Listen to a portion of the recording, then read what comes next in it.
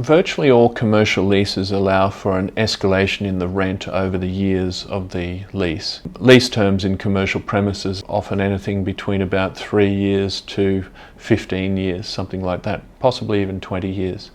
So there has to be a mechanism within the lease to allow the rent to increase over time and possibly be taken to market too. So the types of rental increases that we see often is just a fixed rental increase where on the anniversary of the start of the lease the rent will go up say 3% or 4%. We then have the CPI rent increase where the increase each year is based on the movement in the CPI over that time.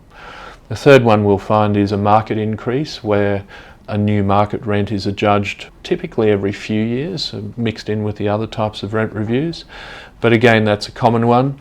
And then there can be others. For example, in retail property, we often see turnover rent as a way of increasing the rental based on the value of the retail space in the hands of the tenants. So the more turnover they have, the more they pay for their space. That often applies to supermarkets in particular, where the base rent is often quite low.